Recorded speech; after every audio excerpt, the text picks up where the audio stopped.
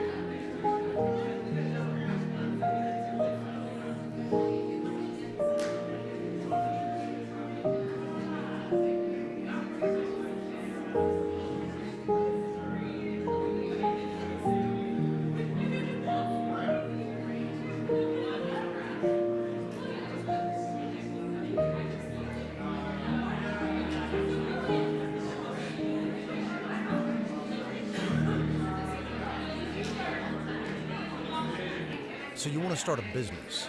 You might think you need a team of people and fancy tech skills, but you don't. You just need GoDaddy Arrow. I'm Walton Goggins, and as an actor, I'm an expert in looking like I know what I'm doing. GoDaddy Arrow uses AI to create everything you need to grow a business. It'll make you a unique logo. It'll create a custom website. It'll write social posts for you and even set you up with a social media calendar. Get started at GoDaddy.com/Arrow. That's GoDaddy.com/AIRO.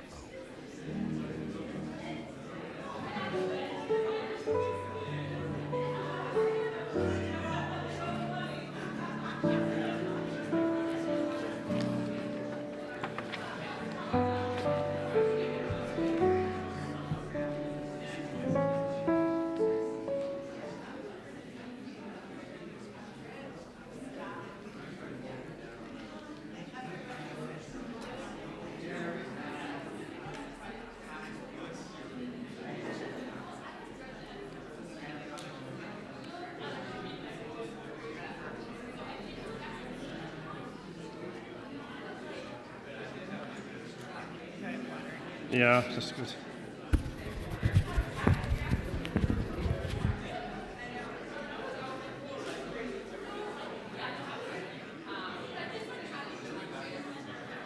Okay.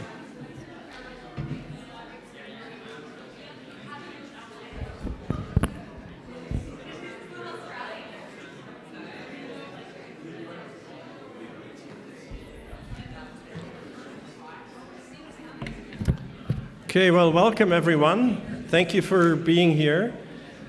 Welcome to our second Houston Center event of this term. Before I say anything else, I have to give you the obligatory warning that this event is being recorded and live streamed. So every noise that you make, willingly or unwillingly, will be recorded. By staying in the room, you agree to this. So nobody's leaving. We're good. Excellent. So welcome to tonight's lecture. My name is Jens Zimmermann. I'm professor of theology here at Regent College, director of the Houston Center. And the Houston Center for Humanity and the Common Good is dedicated to fostering interdisciplinary dialogue on the question of what it means to be human and what kind of society should we have according to the anthropologies that we embrace. And as a Christian institution, we approach this question from the central mystery of our Christian faith, the incarnation, God's becoming human in Jesus of Nazareth. As you know, the greater Christian tradition holds that with God's incarnation in Jesus, the true identity of what it means to be human has been revealed. And for this reason, Christians should be open to dialogue with all who are interested in what it means to be human, with all whose expertise might contribute to determining who we are and what we ought to live for. And on this basis, here at the Houston Center, we hold these kind of lectures. We hold seminars with the guest speakers, where people from different institutions come from different philosophical and faith backgrounds to discuss the question of basically philosophical anthropology, human identity.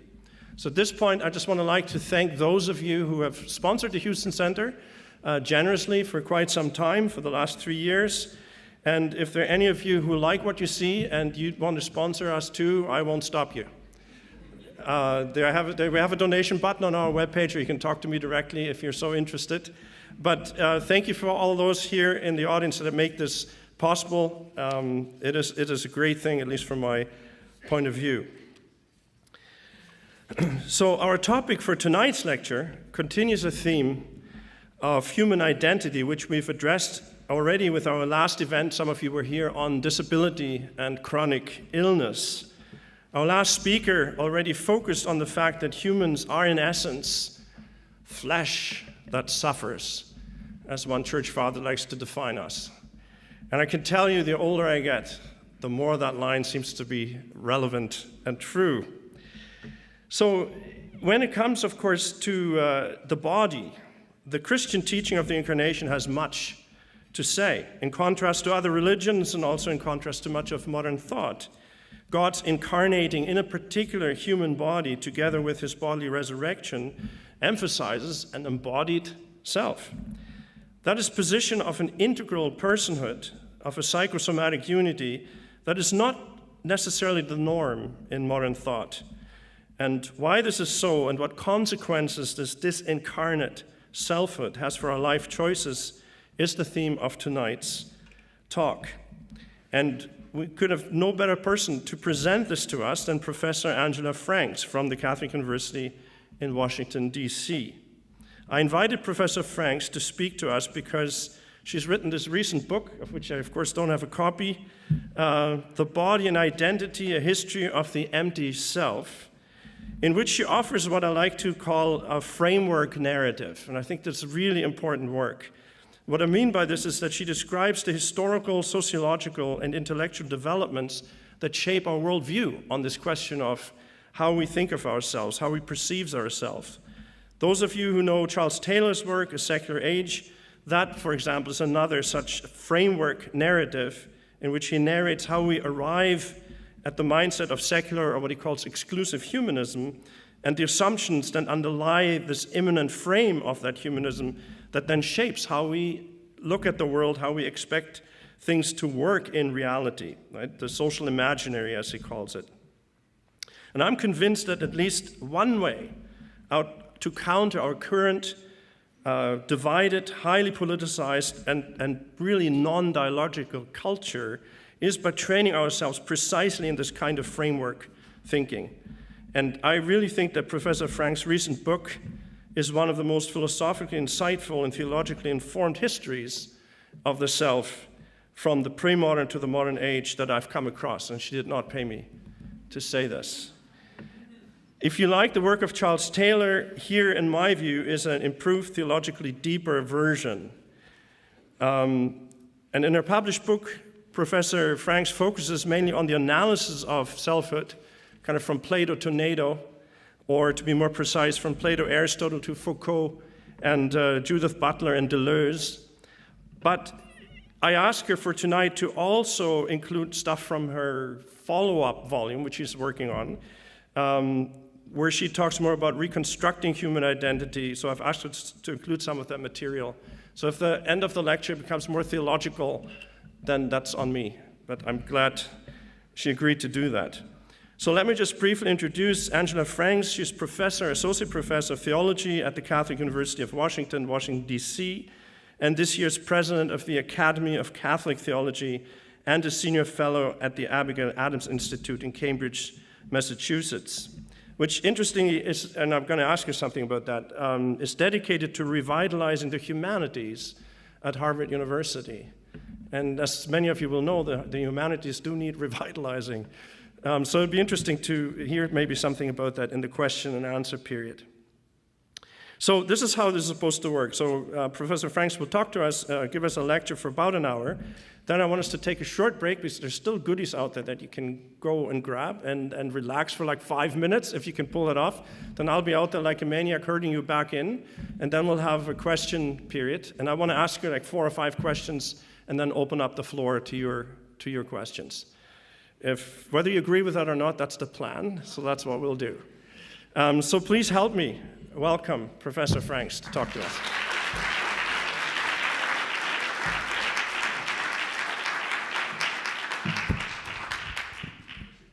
Thank you so much. That was incredibly generous. I'm just making sure I have the remote, which disappeared. Did I do something? No? Oh. Okay, perfect. I'm really happy to be here. I have not been in Vancouver before. I was not expecting things to be warmer than suburban Maryland, where I live right now. This was a wonderful surprise. So yes, I'm really very happy to be here and very happy to be part of the really fine work that the Houston Center is doing and that Regent College is doing. Do I do something to turn on? Oh, he did it magically. Thank you so much. So Body and Identity is the main title of my book. A History of the Empty Self is the subtitle. Here, it's emphasizing the more hopeful part that Jens was talking about. I want to begin by looking a little bit at contemporary identity. So what is our current situation? Carl Trueman is a really helpful scholar who is coming in the fall, if I'm correct. Yes, so definitely come. He's wonderful. You'll really learn a lot. In his book, The Rise and Triumph of the Modern Self, he describes how sexuality shifted from something one did to something one was. It became, in other words, an identity, and perhaps the most important feature of an identity. This shift from doing to being has to be qualified, however, because the being in question is often more a style than a matter of anything deep or intrinsic. So Catherine D., somebody actually today mentioned this journal to me, which made me very happy. Fairer Disputations is an online journal. And Catherine D., who describes herself as an internet archaeologist, described in this article from Fairer Disputations, It's a Vibe, How Sexual Orientation Lost the Sex. In this sheet, she explains how sexual identification is not the same thing as sexual practice. So indeed, according to a 2023 Pew study on LGBTQ adults, so let's look on the right there first, 7% of all adults in the US identify as L or G or B. Among the adults 18 to 29, the percentage was 17%, so definitely more. But the large majority of these LGB individuals, or 62%, identify as B, as bisexual. Now, if you look on the left in the 2013 study, they stopped asking this question. I think this is why. 84% of the bisexuals have opposite sex partners, which leads to the very counterintuitive conclusion that 40% of LGB adults have opposite sex partners. What is going on? D argues, as acceptance of minority sexual orientations and gender identity has grown, these categories have become much more nebulous. Rather than being guided by physical experience, one's sexuality and gender identity are now determined by something much harder to define, feelings. And this shift is partly determined by technology. Quote, as our lifestyles become more internet-based and therefore disembodied, we see a distinct shift in people choosing identities that interest them or reflect their internal essence, end quote.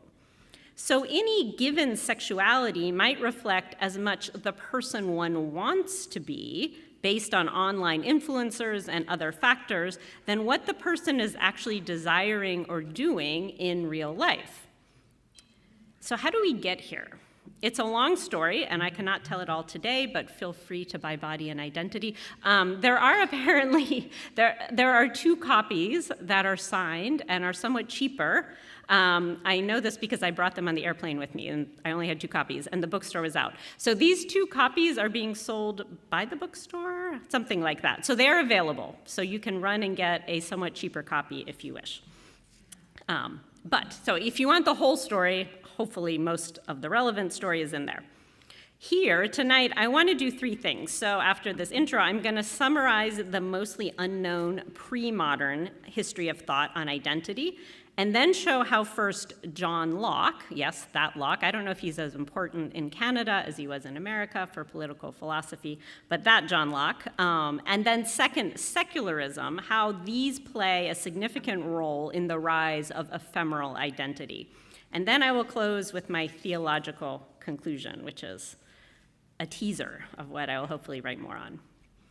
So first, however, I need to qualify what I mean by pre-modern thought on identity. The word takes on the meaning of conscious sense of myself quite late, with Locke, in fact, as we'll see, at the end of the 17th century. So it is certainly not the case that Plato or Aristotle or Thomas Aquinas used the Greek or Latin equivalents of that word to mean conscious sense of myself. The lack of a clear linguistic analog to identity, as well as self and subject, these very common modern philosophical words, The lack of this clear analog has led most scholars to believe that the ancients and medievals didn't think about what we mean by identity at all. So you'll find people say, well, nobody thought about being a subject until we started talking about subjects, say, with Descartes or Kant or something like that. This is simply untrue. Now, you don't find people using the language of identity or subject to mean what we mean, but in fact, human beings have been interested in themselves and in what it means to be human and what it means to be a self for as long as people have been thinking philosophically. And so as long as we have evidence of it, we find people thinking about identity.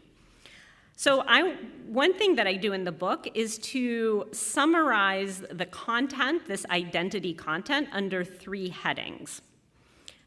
So I don't know if you guys know the difference between analytic and continental philosophy. I mostly do continental philosophy, but an analytic philosopher told me that if you number your propositions, you can call yourself an analytic philosopher.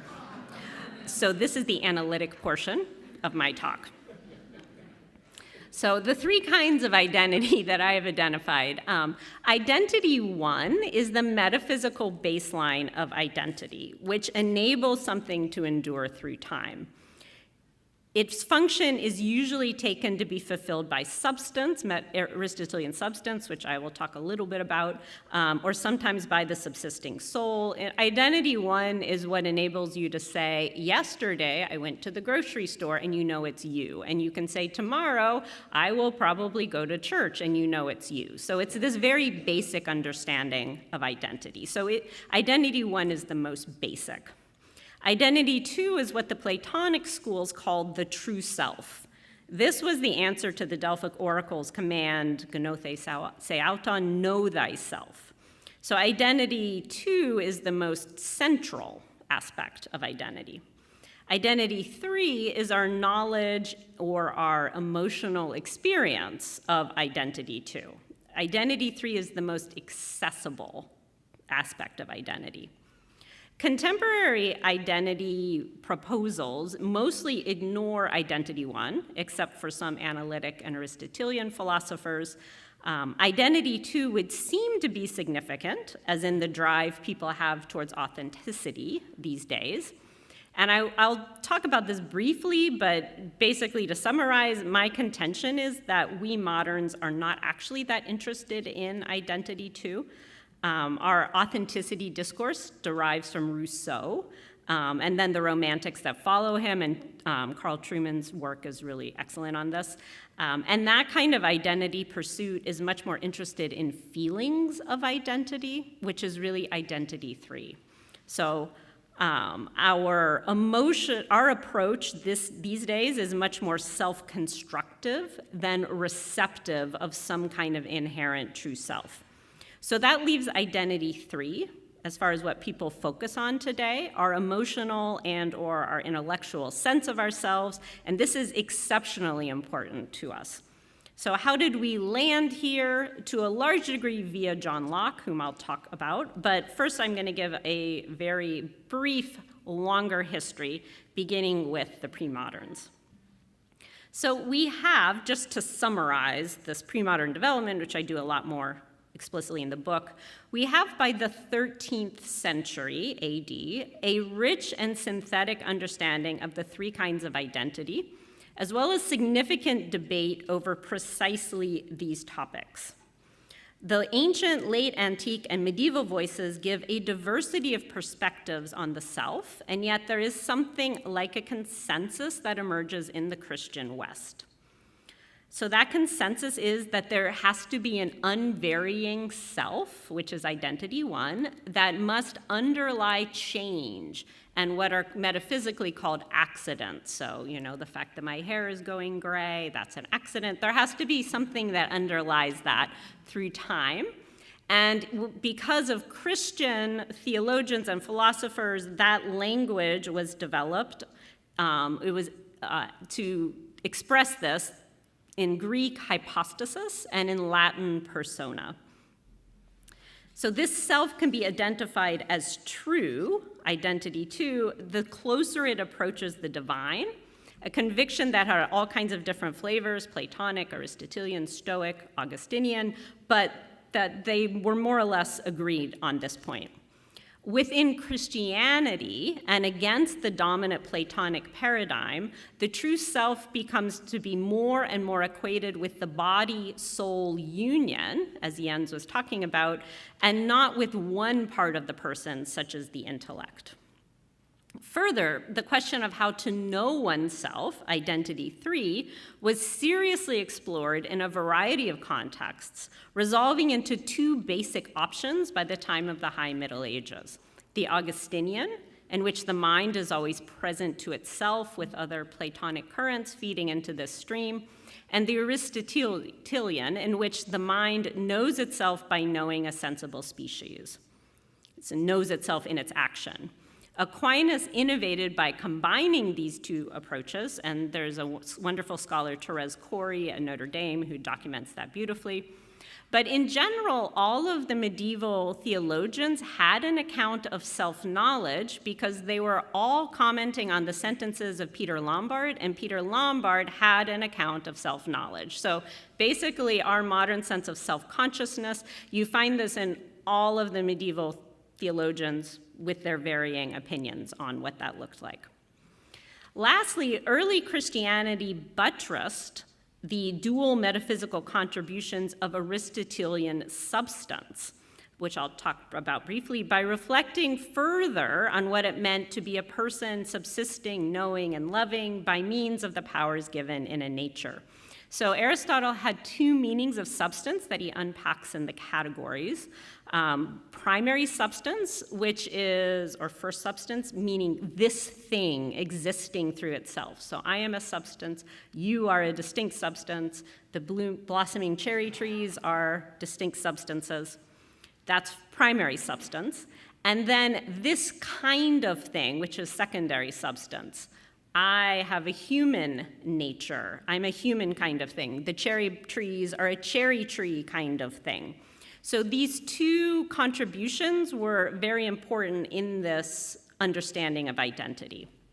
So, as Alain de Libera notes concerning recent questions about the subject and identity raised, for example, in an online philosophy encyclopedia, I think it's the Stanford one, Alain de Libera says, almost all of these questions raised in this article written in the last few decades, almost all of these questions that were dealt with in the Christological debates between roughly the 5th and 8th centuries.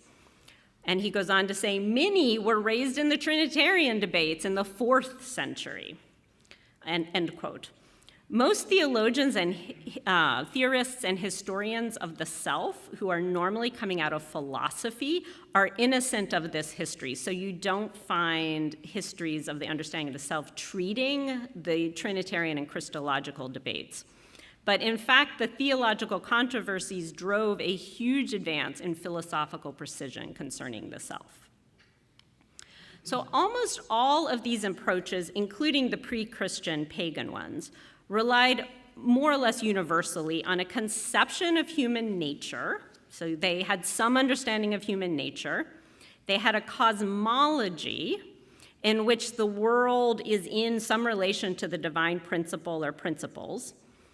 And these two elements were often thick enough to provide sufficient content to answer the Delphic oracle's question, know thyself. So in other words, the answers tended to be universal. I am where I fit into the cosmos. I am a human being. That means I am not divine, and so forth. So I understand myself to be a human being in a tightly hierarchical cosmos, all ordered to God. Christian metaphysical speculations push forward the question of the differentiation of persons from each other. But the particularities of myself, right? You're human, I'm human, neither one of us are divine, but what makes me different from you? The question on how to answer the particularities of the self is less worked out. It often centers around my qualities or roles, so the Stoics do that. You get this with Aristotelian accidents, or maybe on my being, a more metaphysical answer. But you have hints or somewhat developed answers within Christianity. In particular, you have somebody like St. Paul, you have Augustine, who are emphasizing the person as individually created and called by God.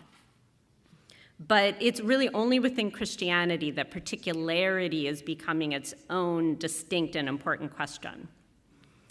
In Christianity, especially in Augustine, these questions were closely tied to theology. But as John Rist notes, quote, generally as the Middle Ages wore on, questions of theology, especially of salvation, tended to become separated from questions of philosophical psychology, hence of ethics and broader philosophical reflection. So the worth to be attributed to persons deriving above all from theological claims, as Augustine so well understood, tended to be taken for granted as interest focused on more immediately philosophical disputes, end quote. So thus, as the early theological debates on person and nature moved into the past, the ground was prepared for a solely philosophical approach to identity that emerges in early modernity. So that's part of what we have moving into modernity. But there's one more important aspect about Christianity that I want to talk about, which is that within Christianity itself, there is a dissolving element that destabilizes the medieval consensus concerning identity, a consensus that, practically speaking, filled out the particularities of identity with group membership. So this is what's been happening since, as you know, the ancient times, that when people think about who they are, they're answering in these universals, and when you're asking, well, who are you? They're answering in terms of group membership. You know, I am my family, I am a Roman, I am a plebeian, or I am a senator. So they're answering in terms of family, class, work, tribe. And this is certainly still happening in the Middle Ages. But Christianity, in fact, relativizes these realities of family and work and tribe by making them of penultimate importance only. They're good, but they're not primary when it comes to identity. The primacy belongs to God's call, a call that lifts Saul out of his ethnic and religious setting and gives him a new name, or lifts Thomas Aquinas out of his family and his aristocratic career path, and bestows new identities on them. So in this way, there is no Jew or Greek before the Christian God because of a new democracy of salvation that's open to all. The penultimate structures of family and tribe are good, of course, but they are not ultimately determinative of a life, of an identity. This relativization of these solid structures begins to liquefy cultural solids and transforms the identity question. What happens when secularism becomes ascendant is that the centrality of God's call disappears. We have liquefied social structures, but there's no content to replace the Christian content that has been eliminated by secularism. So I'll get into that a little more.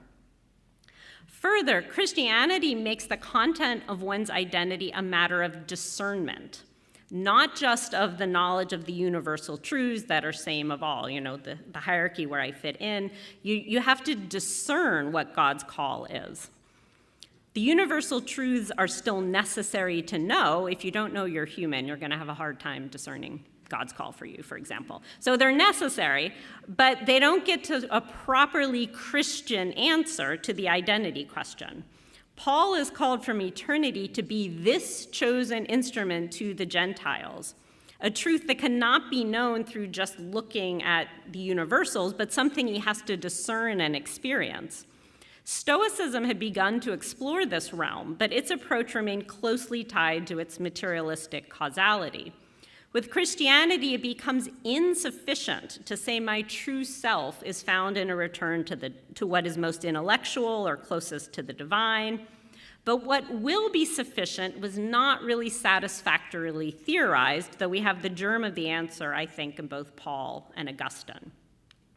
So where we arrive at the end of the High Medieval period is, therefore, a developed metaphysical and epistemological account of the person, along with a residual and mostly unspoken skepticism concerning the old solid ways of filling out the person with content, tribe and family and nation. This skepticism Christianity will bequeath to modernity, which will develop formal personal structures in its own anti-metaphysical way, while carrying the skepticism to an agnostic and ultimately secularizing pitch. So by the time we get to Kant, as my book unpacks, the self is a formal activity that has no material content. So our self begins to be emptied out. So let's look at how this starts to happen in early modernity with John Locke. In his journal in 1682, Locke wrote, quote, "Identity of persons lies not in having the same numerical body made up of the same particles, nor, if the mind consists of incorporeal spirits, in their being the same," end quote. So if identity is not found in the body, or those strange incorporeal spirits, whatever they are, where do you find it? He continues, quote, "But it is found in the memory of one's past self and actions continued on under the consciousness of being the same person, whereby every man owns himself," end quote. This draft captures all the important aspects of his later account of identity in the 1694 second edition of an essay concerning human understanding. This journal entry has been called by Alain de Libera the, quote, "baptismal certificate of the modern subject," end quote, which radicalizes Descartes' separation of the body from human thought. Locke is, in fact, much more interested in consciousness than is Descartes. According to Locke, distinct from any physical man is the conscious person, or self, that has continuity or not, depending solely on his memory of his own consciousness. Locke is the first to use the English term identity, to mean not only identity one, the numerical identity of a thing through time. In fact, for Locke, identity through time means consciousness, sustained as a sequence of points over time as the memory one has of oneself. Thus, he folds identity one, or our endurance through time, into identity three, or our understanding of ourselves.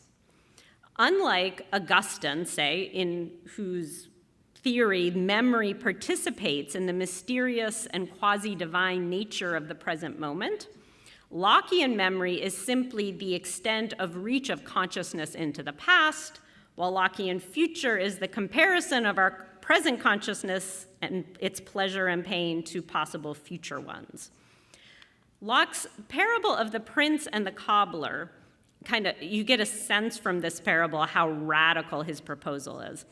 It disconnects the biological and historical continuity in time as this man from the personal and conscious identity as this person. So he argues, you have a prince and you have a cobbler, and you take the consciousness of the prince and exchange it with the consciousness of the cobbler.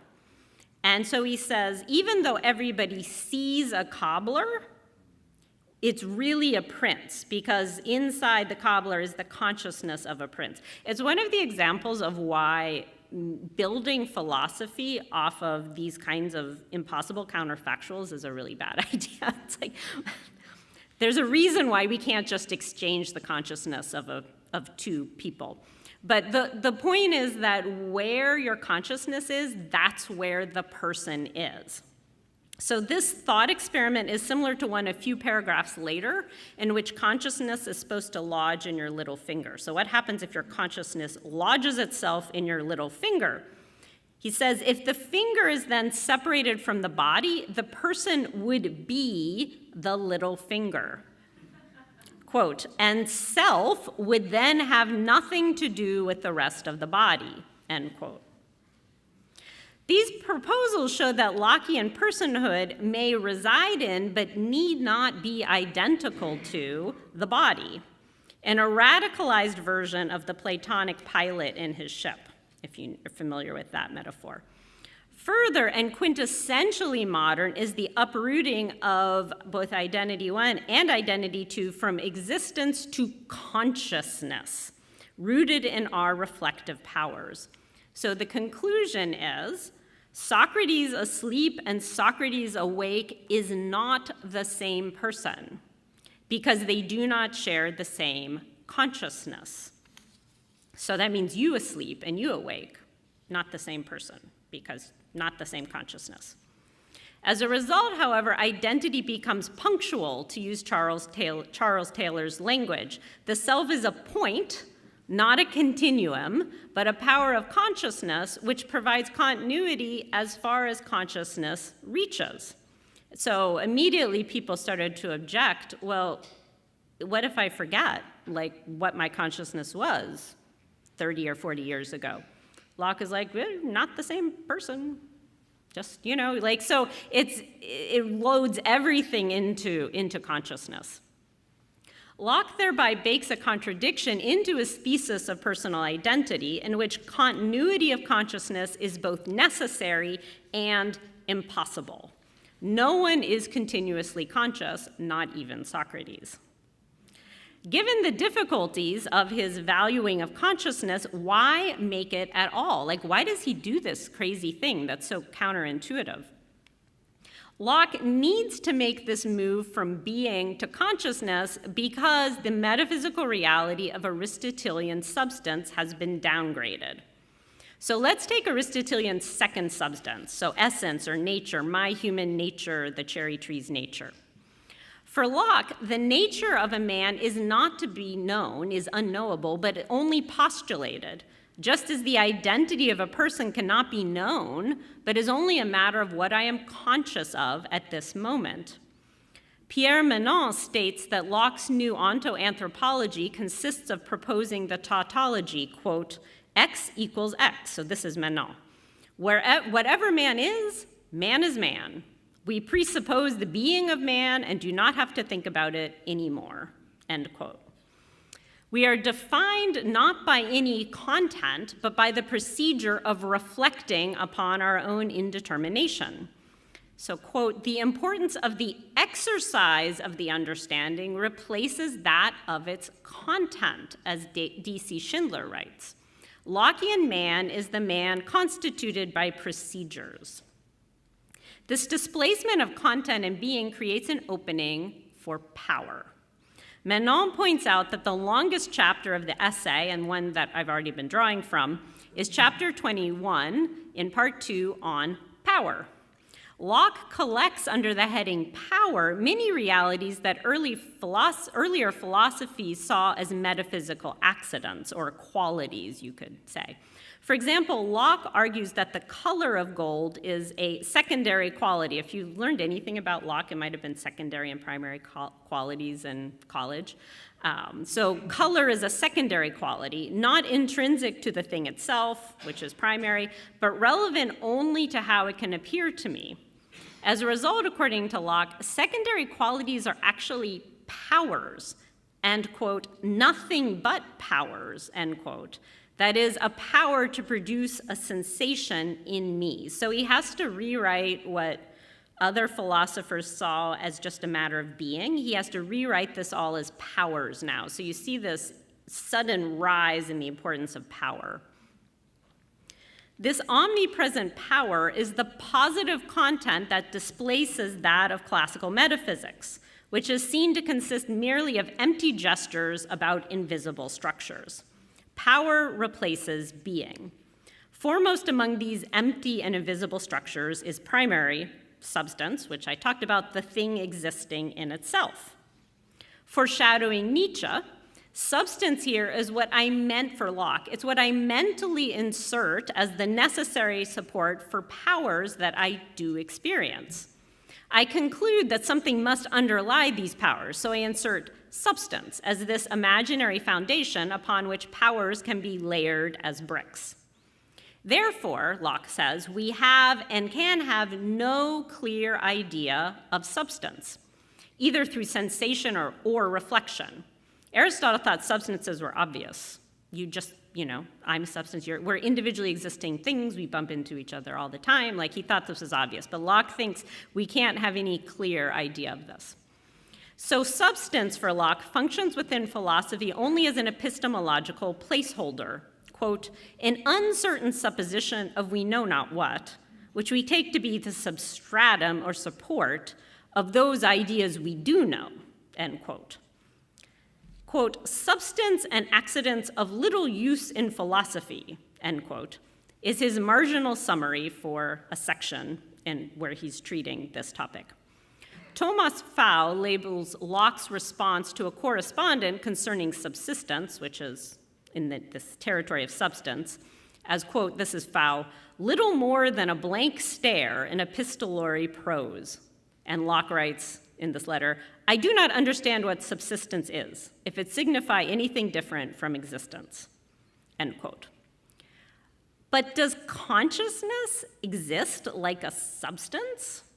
Can it really replace a substance? Does it exist the way I exist?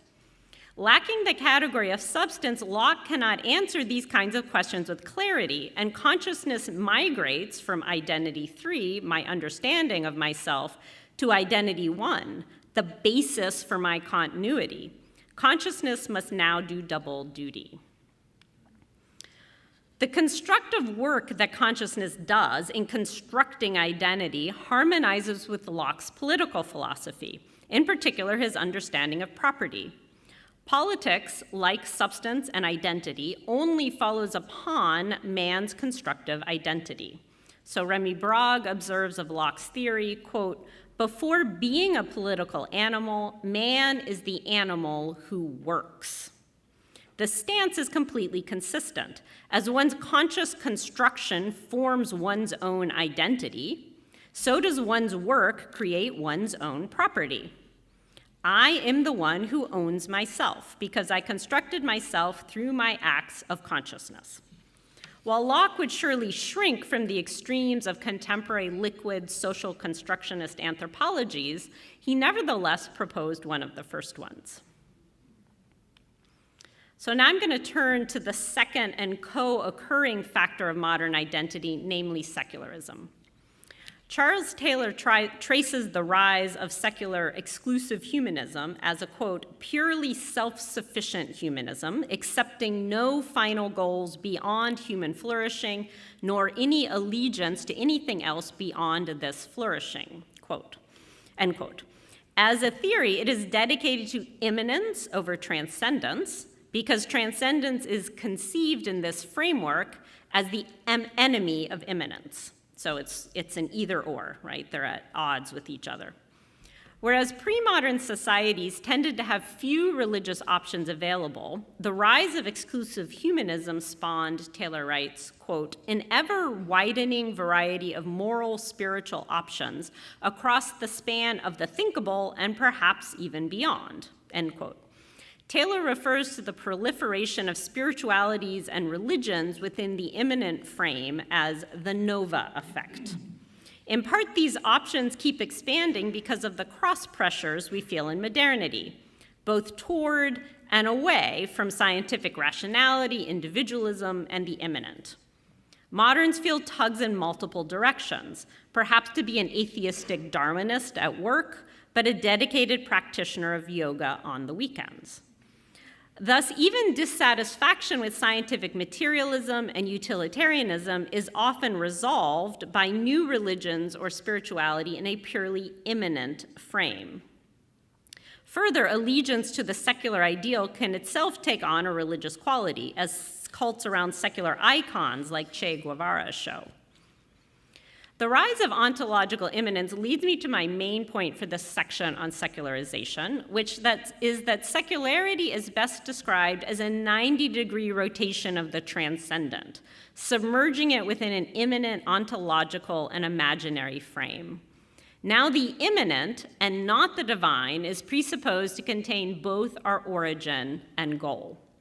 As John Paul II says, quote, in our heavily secularized world, a gradual secularization of salvation has taken place, so that people strive for the good of man, but man who is truncated, reduced to his merely horizontal dimension.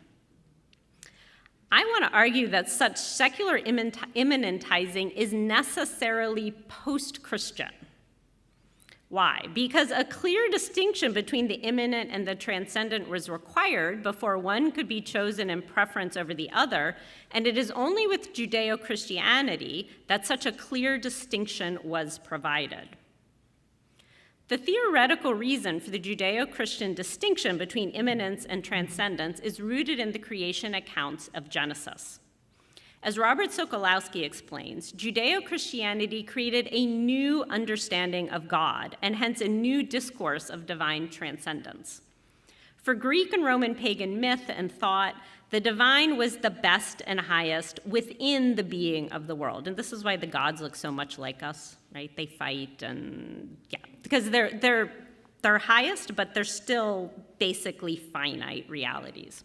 So Sokolowski writes, quote, God or the gods are appreciated as the most powerful, most independent and self-sufficient, most unchanging beings in the world, but they are accepted within the context of being, end quote. Even Plotinus's one is not conceivable without his necessary emanations. Sokolowski contrasts this to the implicit conviction of Anselm, expressed in his ontological argument for the existence of God. This conviction Sokolowski renders there on the right, God plus the world is not greater than God alone. So God is so transcendent that he simply is, and the world need not be at all. The world only participates in his being. This new Christian conviction emphasizes that the world did not have to be at all, yet God would still be, and he would be without any reduction of his being.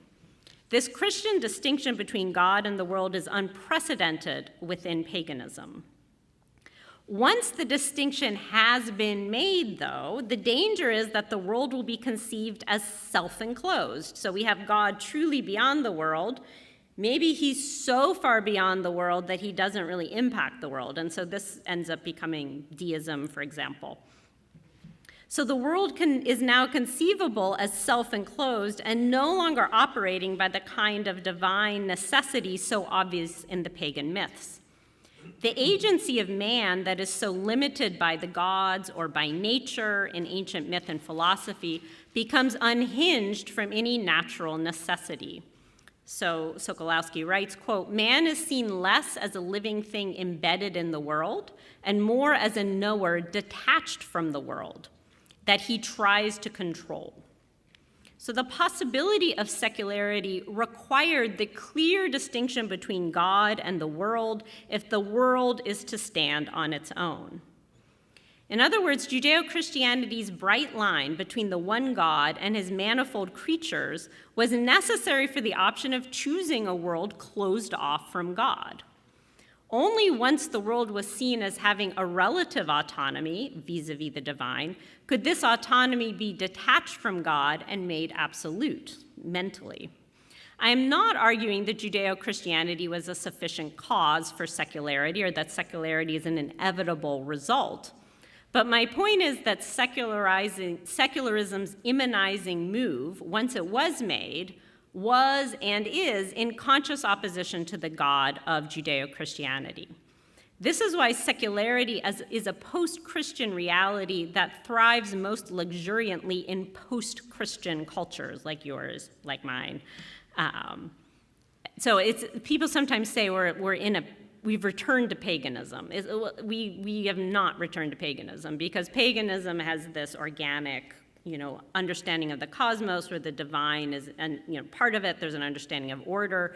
What we have is a post-Christian secularism that might look like paganism, but is not fundamentally paganism. So what does secularity do for identity? It dogmatically cuts off the vertical element of creatures' relation to God, and then this relation that was ascribed to God is turned 90 degrees and subsumed under immanence. So now we have to find identity in the world. The origin of our identity, the origin of ourselves, is now subsumed into the world. So this is horrible. What do we do now, right? Let's make some theological progress. So let's return to my categories. I argue that identity, too, is really the crux of the matter. Mere continuity, identity 1, is necessary but not sufficient to know thyself. And my consciousness of who I am, Locke, is dependent upon there being an I that is knowable. That is, identity 3 is dependent upon identity 2. Yet it is precisely identity 2, the idea of a true self, that is problematized by the history I've traced here. We've abandoned both meanings of substance, both the metaphysical anchor of my being and my human nature as part of an answer to identity 2. We have replaced these with the conscious or emotional circling around this empty center, which now contains nothing. It doesn't contain God's call to me, it contains nothing now. So thus I call the contemporary self empty, meaning that modern men and women are inclined in a way historically unique to disbelieve in any content to, and often in the very reality of identity 2, or the true self. So in the book, I detail how postmodernism spends a lot of time talking about the death of the subject, like explicitly embraces this idea that there is no self, there is no subject, and it's really just the logical end of this history. This identity 2, agnosticism, may go hand in hand with a rejection of identity 1, as with Locke. It could entail a rejection of consciousness, though most people privilege consciousness. But concretely, what all of this means is the privileging or the primacy of what I think or feel about myself, which is identity 3, and how I present myself over and above any actual reality of myself. Right? So it's all about how I feel about myself, and can I get you to feel about me the same way I feel about me? Authenticity language can confuse the issue because authenticity sounds like identity 2. It sounds like a true self.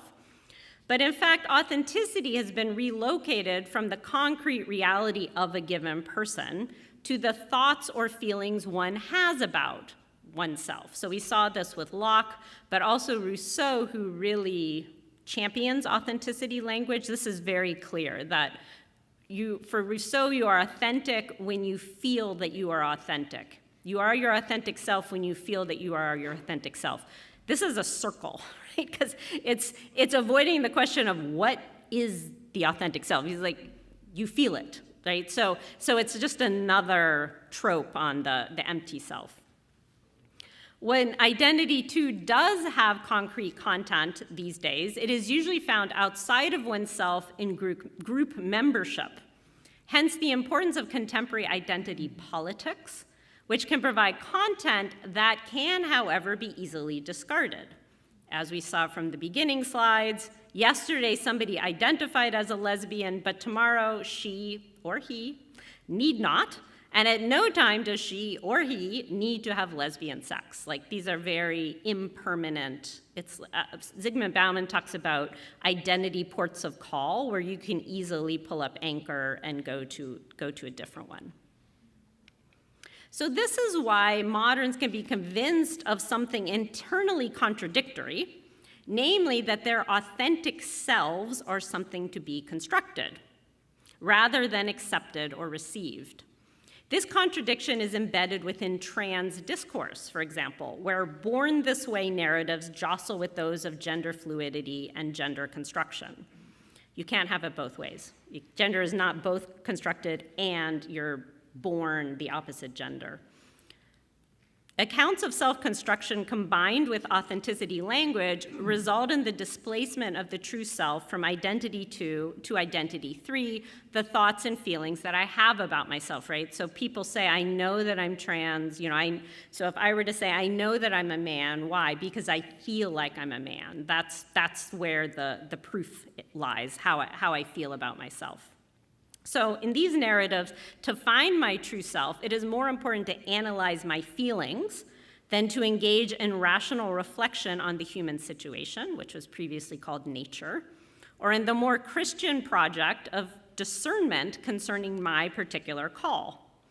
As Pierre Menand shows, the rejection of substance both as an individual metaphysical reality and as the common nature that unites all of our common realities has deeply impacted our understanding of the world.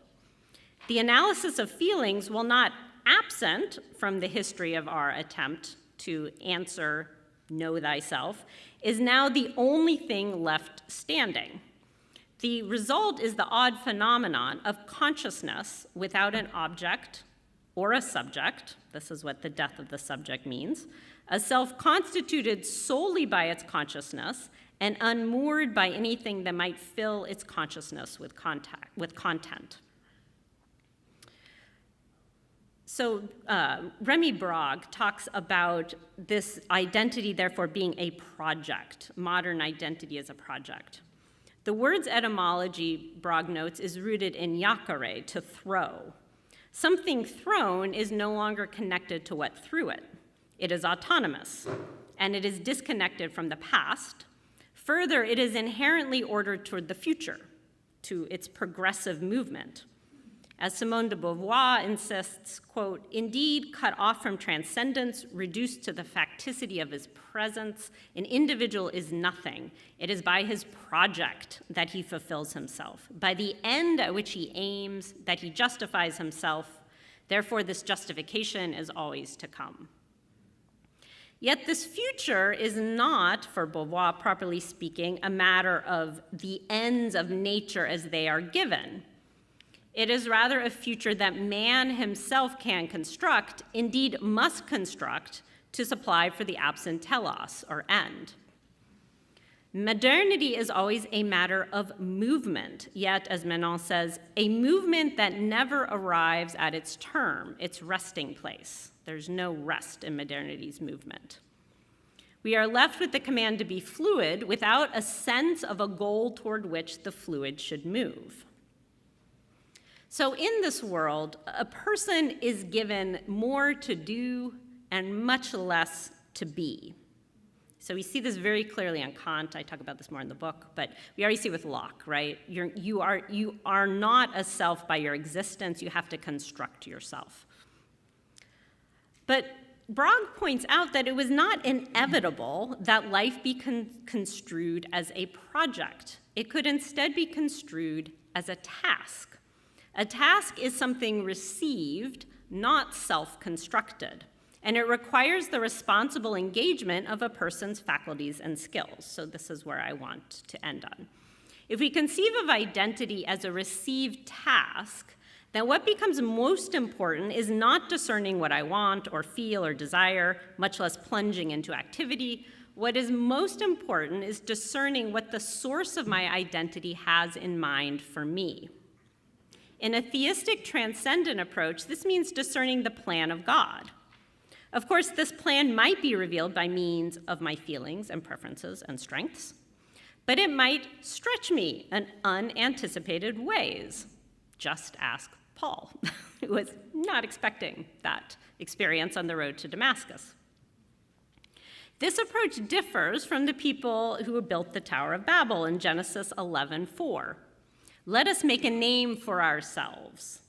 This is self-construction, almost literally, as the name for oneself is to be constructed alongside the hubristic tower that reaches to the sky. This passage reminds us that self-construction has been a perennial temptation, not found in the modern era alone. The difference is that within modernity, the default is self-construction.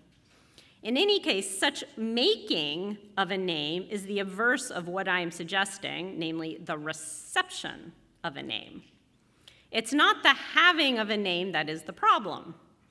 God himself, whose name is hallowed, seems very fond of names, whether by having Adam bestow them on the animals, answering Moses' query at the burning bush, or specifying via angelic intervention what name his incarnate son, not to mention that son's prophet, should have. So from Revelation, To him who conquers, I will give a white stone, and on the white stone is written a new name that no one knows except the one who receives it. In the next chapter, the message to the church in Philadelphia fairly overflows with names. Quote, I will write on you the name of my God and the name of the city of my God, the new Jerusalem that comes down from my God out of heaven, and my own new name. Names for everybody. These passages help us understand why making a name for oneself is such a problem, but why receiving a name is not only good, but a part of sanctification. I would argue that the reception of the white stone in Revelation 2 and the reception of all of these names in Revelation 3 are really just different ways of speaking about the same reality. The name on the white stone is the name of the saint that God wants me or you to be. Receiving that particular sanctity is the same thing in reality as being marked with the name of God and of the church. Judeo-Christianity is the great defender of particularity. Only here does God call a particular people to a particular land to be particular promises. Only here does the fulfillment of those promises take the form of a particular man born in a particular time. But all this particularity is for the sake of the universal. Through this man, through this people, all men will be saved. So too with our own particularity. We receive that white stone not for self-aggrandizement, but for mission and service. Joseph Ratzinger writes, quote, the most individual element in us, the only thing that belongs to us in the last analysis, our own I, is at the same time the least individual element of all. For it is precisely our I that we have neither from ourselves nor for ourselves. The I is simultaneously what I have completely and what least of all belongs to me, end quote. We need to be convinced not only of our own inadequacy in name-making, which is the negative side, but also of the genuine fulfillment that comes in embracing the personalizing mission, the positive side. Thus, as Hans Urs von Balthasar writes, in the very discipleship in which the Christian loses his soul, he can attain his true identity, end quote. Mission blasts through the futility of human existence by ordering all experiences to a center, as Balthasar says, like iron fillings aligned to a magnet. You can have a heap of iron fillings on a table, and you drop a magnet in them, and they all suddenly look like this. And that's sort of like our, all of those aspects of our solid identity, our family and our, but also our individual gifts and our individual inclinations, that they all line up and make sense in light of mission. So in this way, I argue, Christianity is the last and only great defender of personal identity in its fullness. Her dogmas have embedded the metaphysics necessary for identity one, certainly, and Christian reflection upon topics such as discernment of spirits have advanced thought concerning identity three. More significantly, however, it is only within Christianity that the 90-degree turn of secularity is overcome, while still maintaining the God-world distinction that modernity rightly senses is necessary if I am to be myself. In fact, we should not be folded into God. In Christianity, in which the Father is other than the Son and the Spirit, I am given ontological permission to be other than God. I am commanded, in fact, to have a name. It is only truly my name, however, if it is not from me at all, just as I only truly exist by coming from another. This Christian secret, I argue, ought to be shared with the world. So, thank you very much.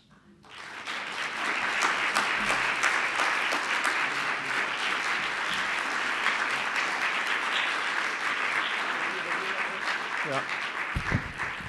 Thank you, Angela, for this great lecture. Okay, let that sit a bit. If some of this went over your head, for me, this was all like a beautiful, fine red wine.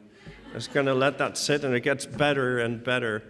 We have a moment where you can go out and grab some dessert, if you like, for about 5 minutes or so, and a coffee or tea. And then please come back in, and then we'll pose our questions to our speaker. Thank you.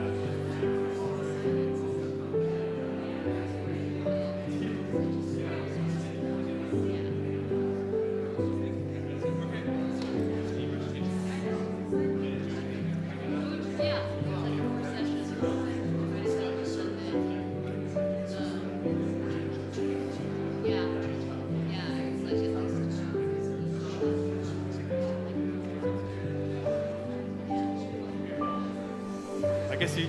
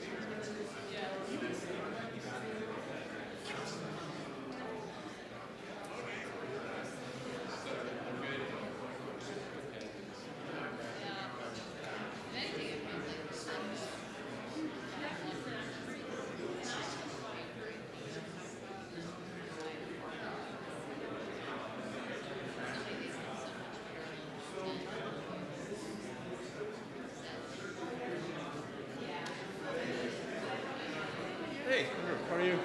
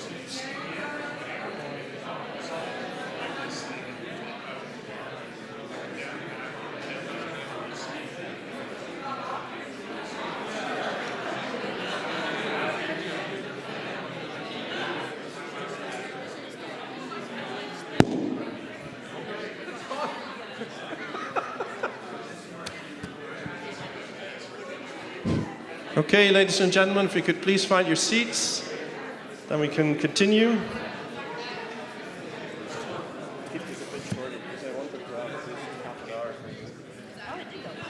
No.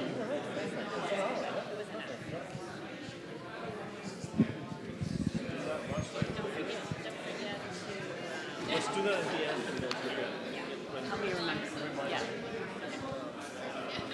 At the end of our session or the end of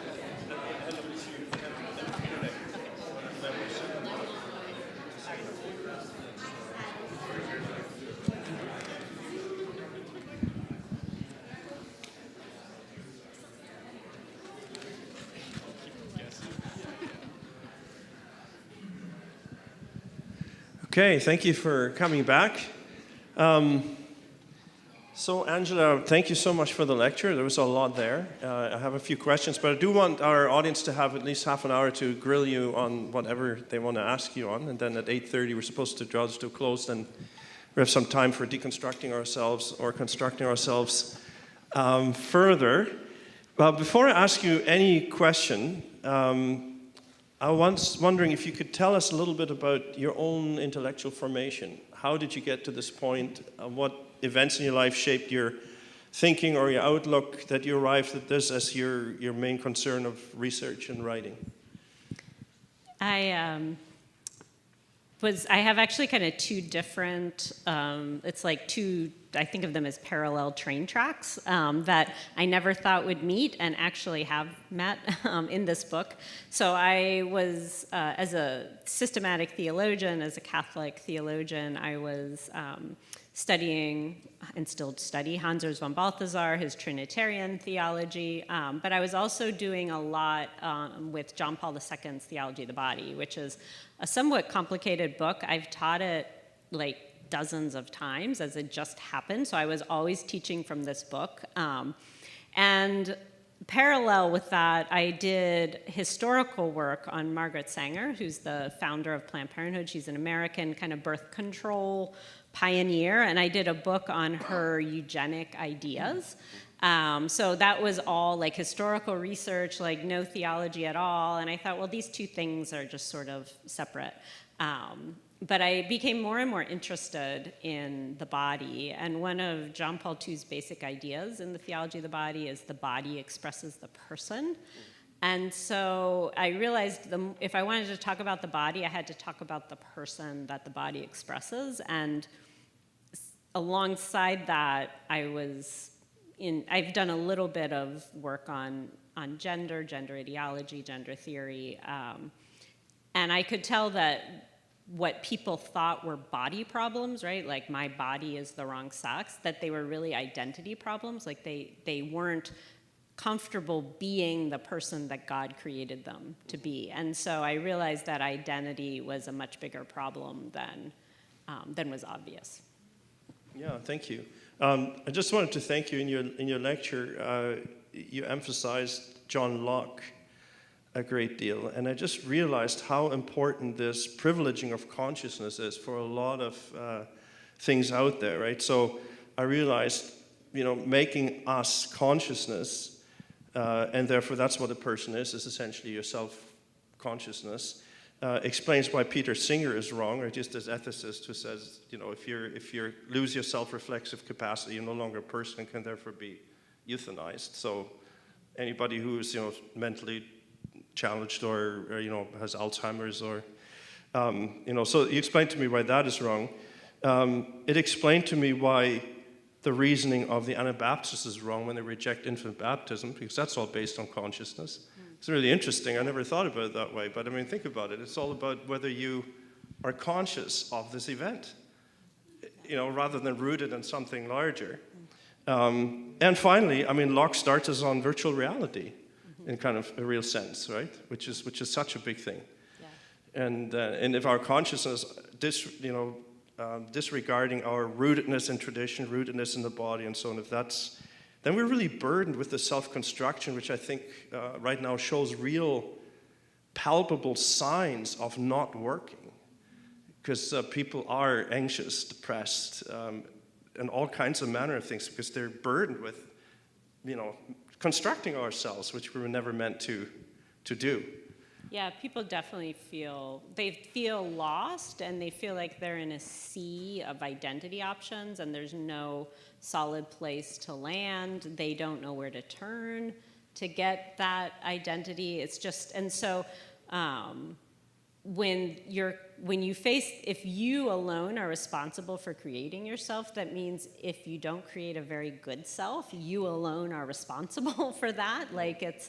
So it puts this huge burden on the person, and because of that, that's why I think people just opt out into identity politics, because it's like, well, this is internet approved, right? Like this is an identity that people say is cool or interesting or whatever, so I'll take this one there, whatever the influencer is peddling or something. And so I think it's the natural result of this empty self that we just don't know where to go. Yeah. We talked earlier, and I mentioned to Angela, one of my favorite readings of Bonhoeffer of Creation and Fall is precisely this promise of the snake to say, you shall be as gods. In other words, you can reconstruct yourself. You have your own self-subsisting identity, But that is a burden we're never meant to bear, because we simply are not gods.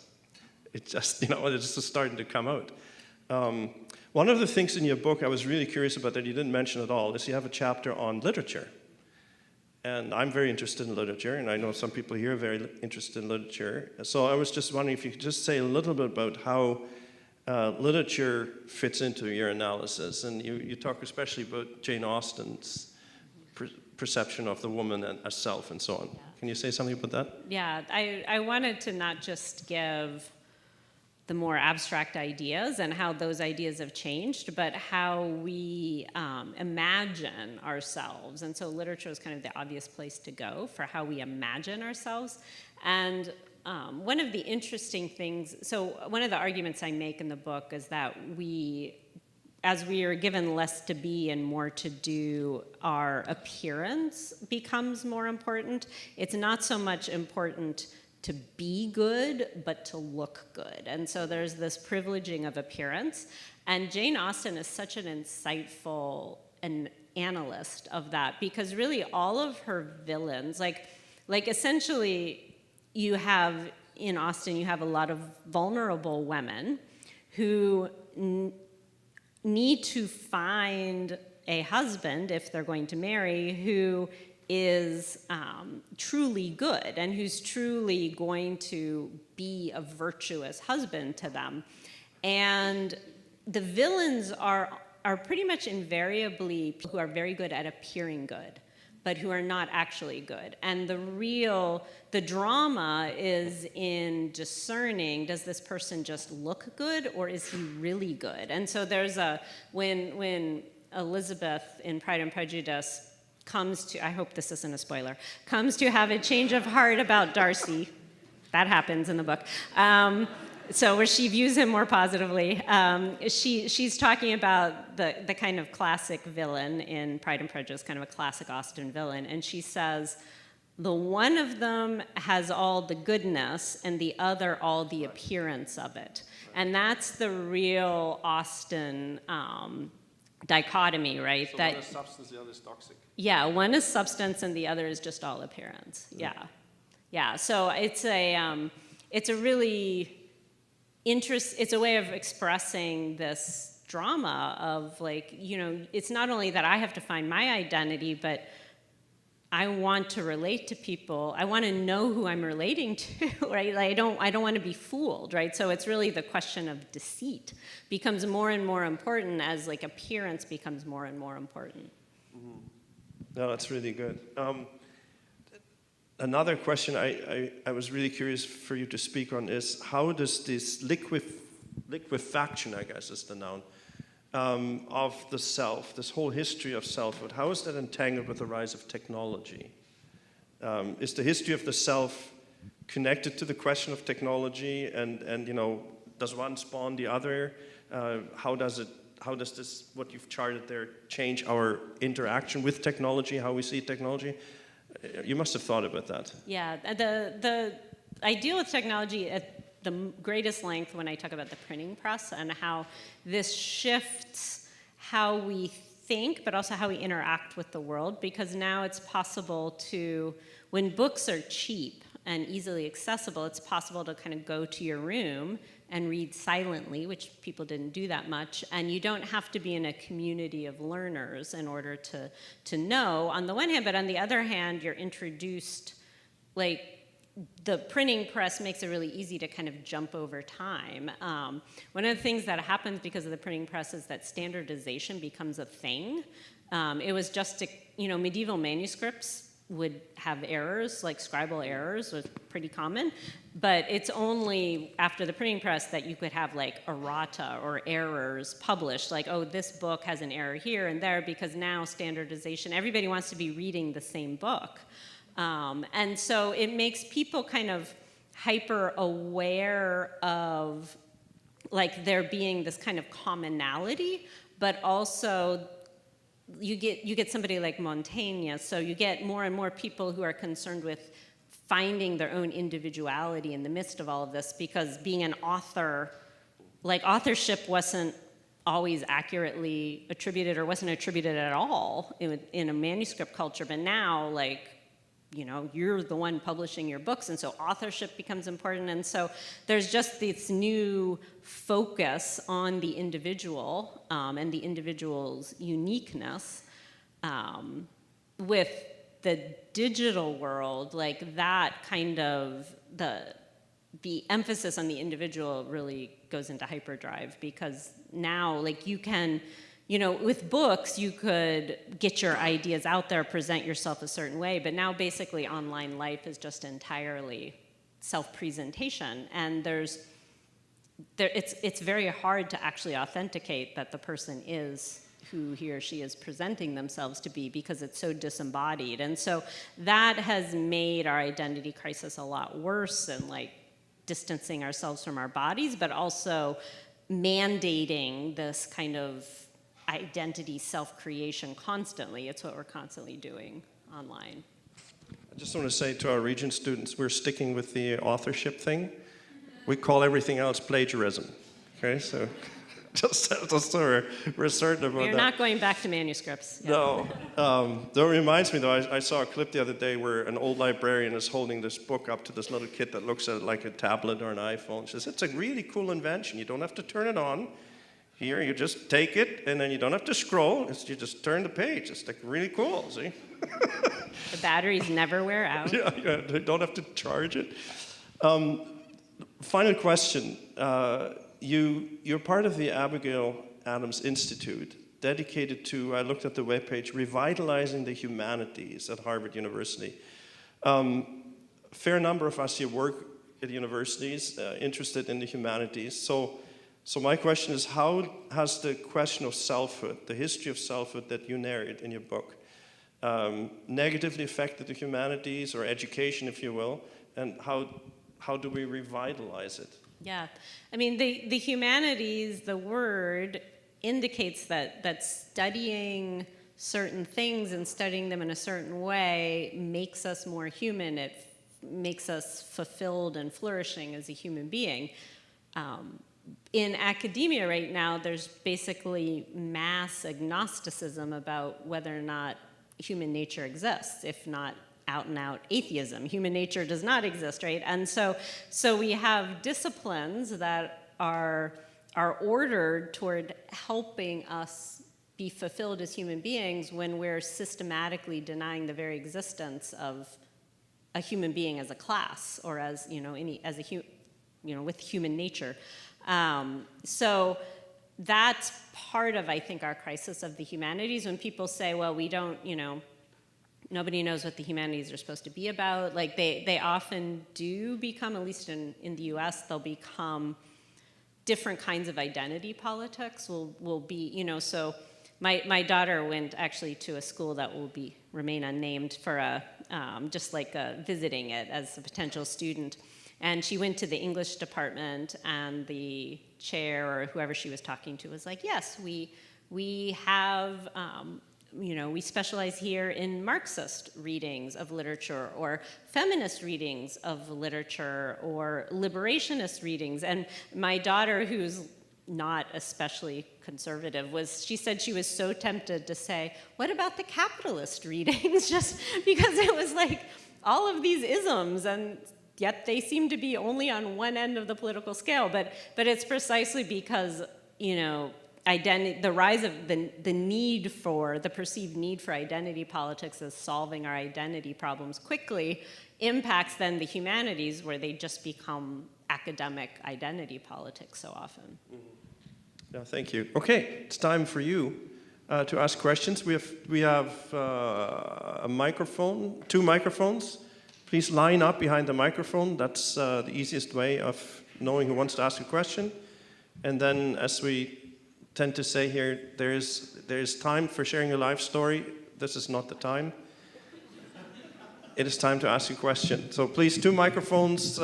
If you line up evenly, then that's easier for us. Please go ahead.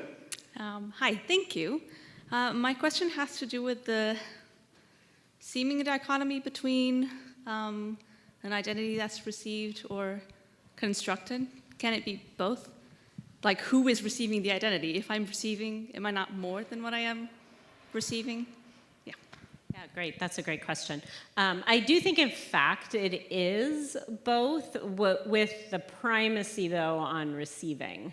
So it is, in a sense, how we engage the world. It's analogous to how we engage the world. So if for you to study any given subject deeply and well, so let's say just botany, right? Your primary stance towards that subject has to be receptive, but you're not just passive. It's not like, I don't know, trees or flowers or somehow like imprinting stuff on your brain and you're just, receiving like a download. For you to really know something, your mind has to then generate concepts. It has to be involved in understanding, which then you test out by returning to the subject matter, like, am I right in this concept? And so I think that's really analogous to how our identity is, that we receive our existence from without, from God, through the mediation of our parents, and we also primarily receive who we are, therefore. But it is, so Balthasar talks about this in terms of an artist. It's like great artists will talk about like receiving an inspiration that they're just somehow following through on. But so somebody like Michelangelo said he's just finding the statue in the stone, and he's like removing enough of the stone to find the statue that's there. But obviously, he's also not passive. He's like extreme, he's bringing all this talent, all of his training. And so that's kind of how our lives are, that like receiving an artistic inspiration, then we have to creatively pursue that. And so the other metaphor that Balthasar gives is being an actor on a stage. So the actor, almost all of the time, did not write the play, does not direct the play, did not produce the play, and yet he still has all of this creative potential in how he carries out his role.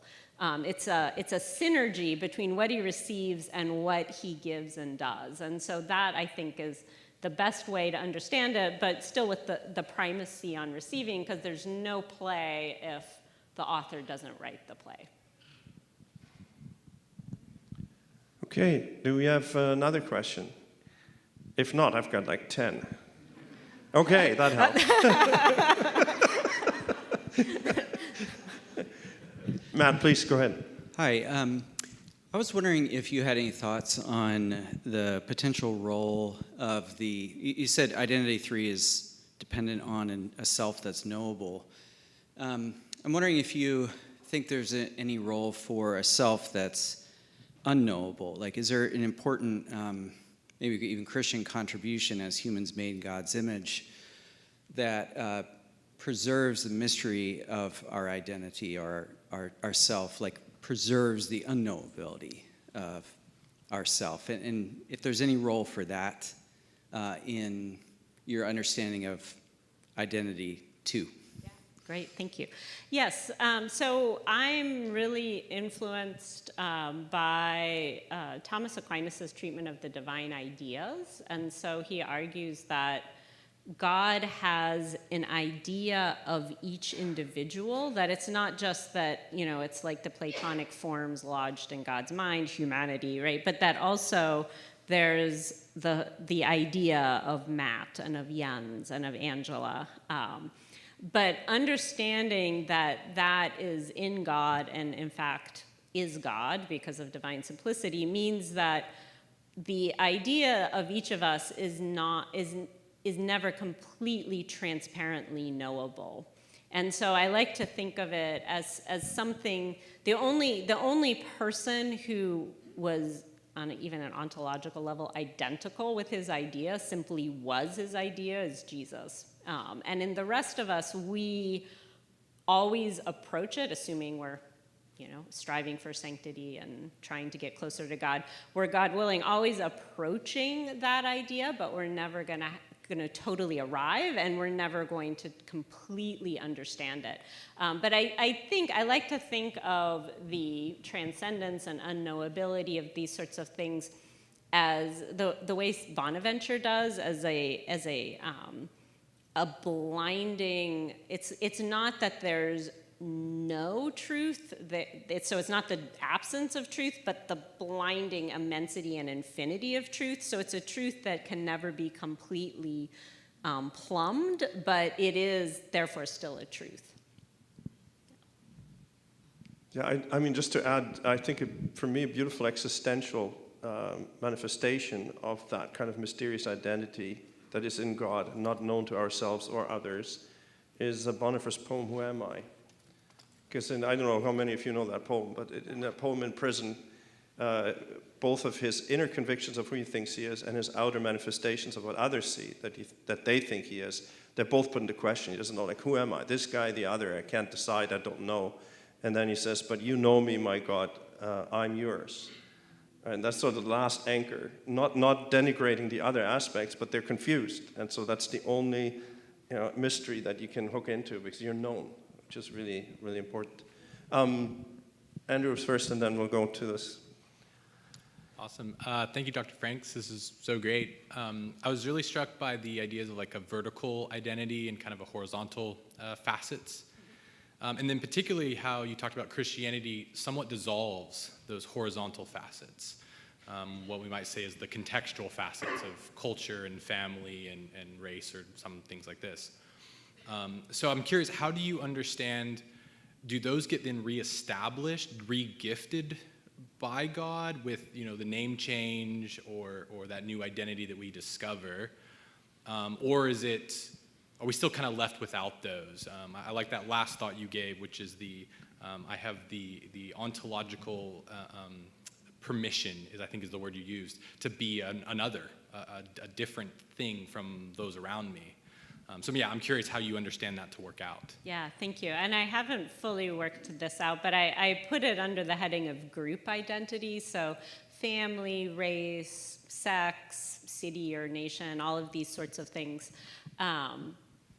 And so when Christianity liquefies them, it does that by maintaining that these are still good insofar as they're natural and created by God, but not the last word on my identity. So I don't construct an identity, but just adding up all the different groups I belong to and saying, okay, then I'm the intersection of all of these groups. And it's like, well, lots of other people probably are too. Like that's just it's not quite getting at the core of who I am. But the image of the iron filings and the magnet, that's what I'm thinking of the group identity in a sense being those iron filings, right? Like it's part of my personal history. It's so those iron filings would include my life story and the different twists and turns that takes, how those are all providentially ordered towards this mission. So I do think we don't just shed those as Christians with our baptism or something, and we certainly don't just shed all of those as part of who we are because they're a necessary part of who we are, but we have to understand how they're ordered toward this task or this mission that God has made me to be, toward the kind of sanctity that I'm supposed to have, as opposed to seeing them as the end point of my identity. Thank you. Okay, please. What are your thoughts about medical assistance in dying? How do we advocate against it, and how does it relate to an identity crisis? Yeah, thank you. Was the second question, how do we argue against it? Yes. Okay, thank you. Yeah, I think medical assistance in dying is a tragedy. I think it's, here in Canada, a societal-wide tragedy that is continuing to expand and become more tragic with every news story I hear. So you guys are a lot closer to it and you know a lot better what is actually happening. But what I think, as far as relating it to what I'm talking about, one essential piece of our identity is understanding ourselves as children of God. That's part of the receptivity, right? That God is my creator, I receive everything from him, and part of what I receive in receiving my humanity is the dignity of being a human being, that in both, as Pascal says, I'm suffused with both grandeur and misère.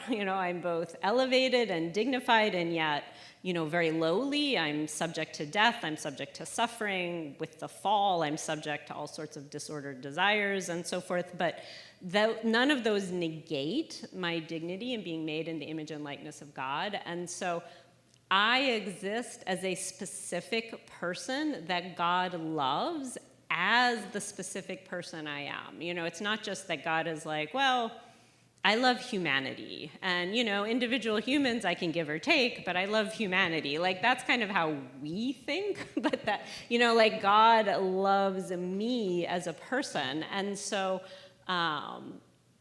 the action of despair that suicide is, even when it's framed as a, taking control of a situation, so it's framed as a kind of agency and autonomy, it's an act of despair that says, God is not taking care of me. The story is going wrong. Like, we've gone off script, and I have to intervene in this drama to fix things by eliminating the suffering. And so I think it doesn't understand who I am, and it doesn't understand who God is. So I don't, how you argue against it, I think, depends on any given situation, but calling people to an awareness of how wonderful they are, and that includes our limitations, that's part of the wonder of the human being, I think, is a necessary piece of it. I know.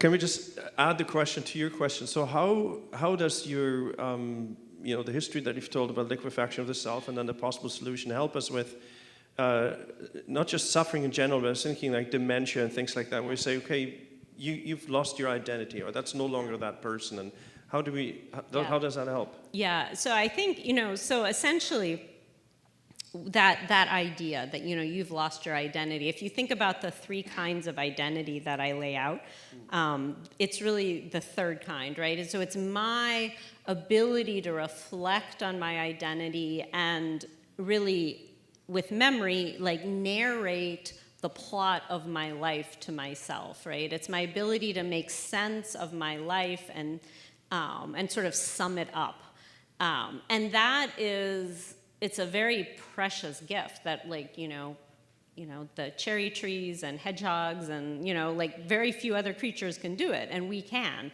And so it's a really beautiful thing. But it's not the entirety of who one is. Even if I am not capable of narrating that, the narration is still there. Hopefully my kids are capable of narrating it, but first and foremost, it's God's story, and so He's capable of narrating it, and it's stored up with Him. So it can be that a life might, the last act of a life might entail that the protagonist of that life doesn't remember the plot, and but that doesn't make that life any less valuable and beautiful, and doesn't make the person gone, right? Because the person is more than his or her ability to narrate. Yeah, thank you. Hi, thank you so much for the speech. It was so good. You concluded proposing identity as a received task, and that at first was more based on Christology and theology. The question that I have is, how do you think that we could receive the identity? Is it from scripture, is it from tradition, or from a mystical experience? How do you see this receiving? Yeah, I mean, in a sense, all of the above. I think the ordinary way that Christians receive their identity is through the processes of discernment that we have in the Christian spiritual tradition and also in the ascetic tradition, So we have to engage in ascetical practices that give us some distance from our very noisy desires, that sometimes are just healthy and noisy, but sometimes are genuinely sinful. And so all of these practices, and then of course, like the spiritual tradition means we give God the respect of giving him silence, where we are not just telling him what needs to happen in life, which I sometimes have a tendency, I call it worrying out loud and hoping God listens, and I call that prayer, right? It's like, so I'm worried about this and I'm worried about that, and it's me like, in a monologue of worry, and it's like, God, I hope you're listening in. So, sometimes we have to get that off our chest, but there's a real place for like the silence that allows a receptivity about all sorts of things, and that's usually the place in which our life starts to make some sense to us, but also, in being within the body of Christ, the church, having, my tradition has a pretty pronounced tradition of spiritual direction, of practices of discernment, and so all of these things, like talking with other people who often might have a sense of where God is calling us in a clearer way than we do. They might see like the good in us more clearly than we do. So I think all of these are the practical practices that enable us to receive it. But I don't think it's like a once and for all thing. I mean, obviously Paul has the road to Damascus, but even Paul, I think, is continually discerning. Do I go here? No, the Spirit prevented me from going there. Okay, I'm going to go here instead. With this thorn of the flesh, please go. No, okay, I won't. All right. So it's like I think there can be moments of real clarity, but I think it's really a lifelong project. Yeah. Okay, thank you. One more question over here. Yeah, thank you, Angela, very much. I was just thinking about the whole concept of relationship, how we're created for relationship, both with God and with each other.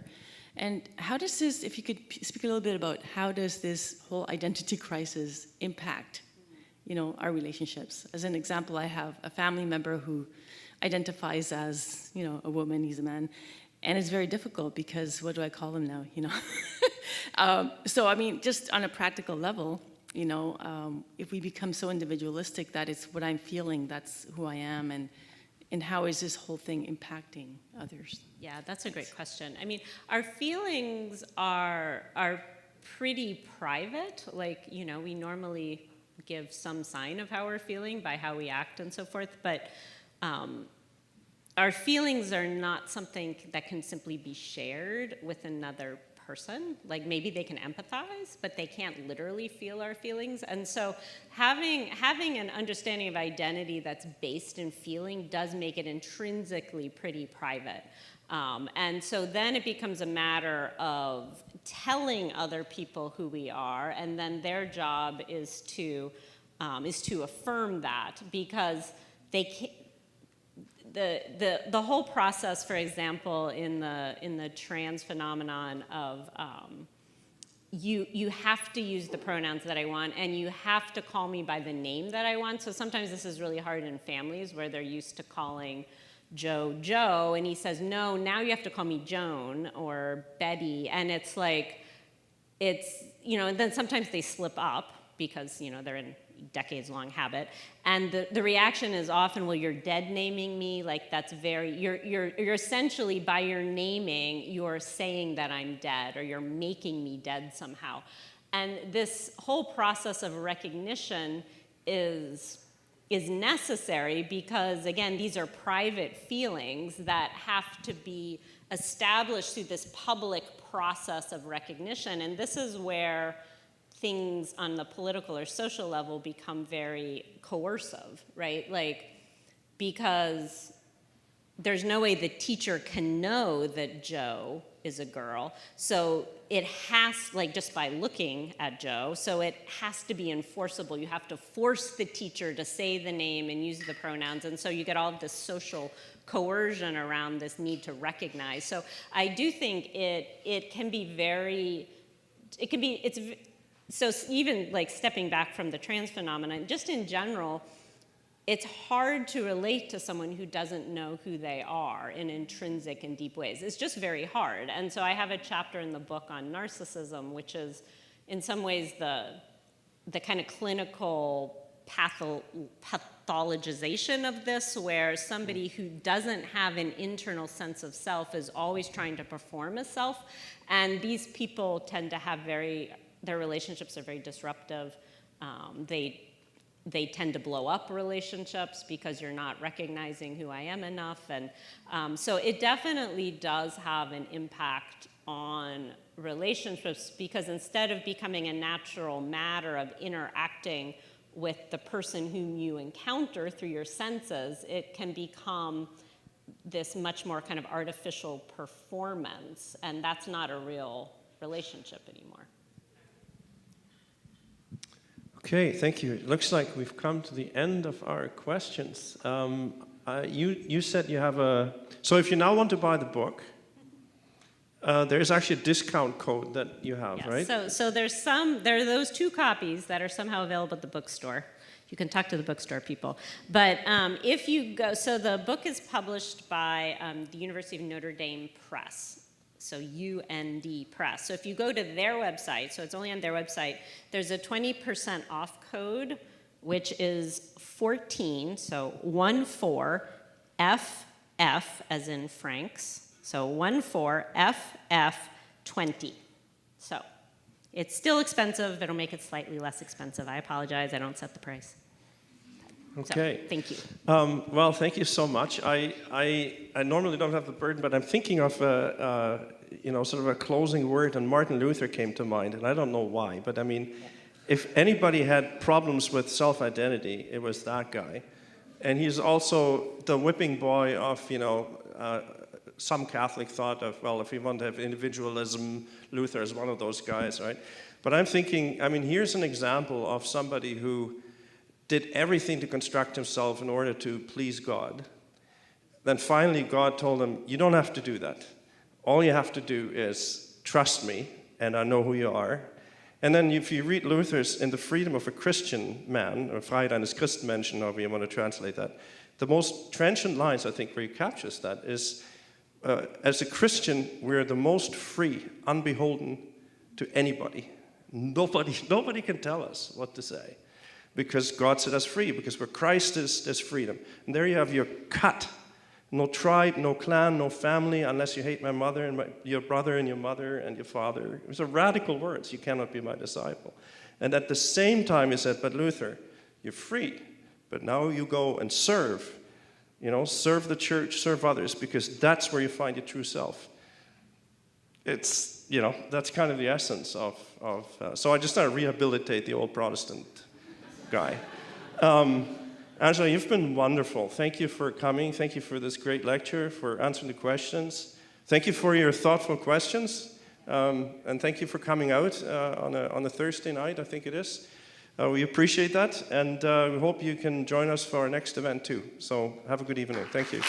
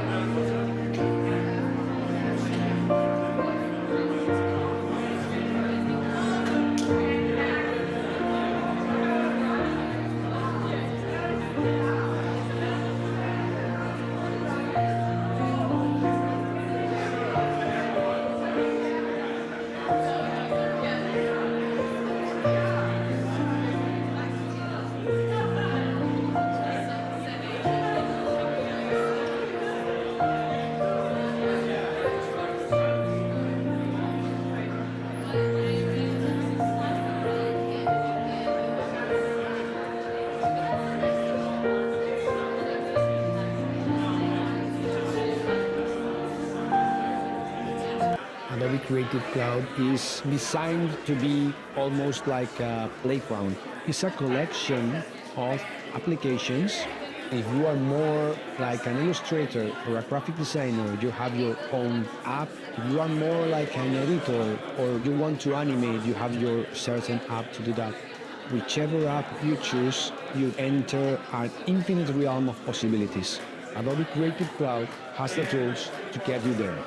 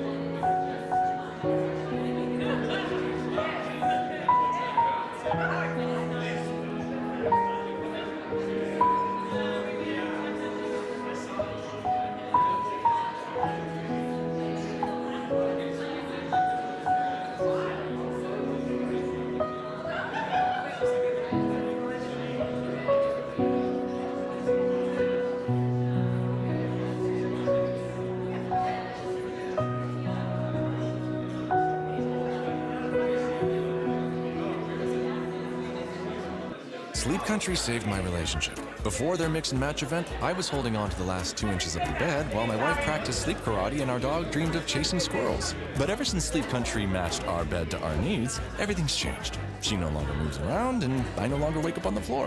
It's a match made in heaven. Isn't that right, Truffles? Find your perfect match in the bedroom. Buy one featured pillow and get a second one free at Sleep Country. Hurry, limited time only. Restrictions apply. See in-store or online for details.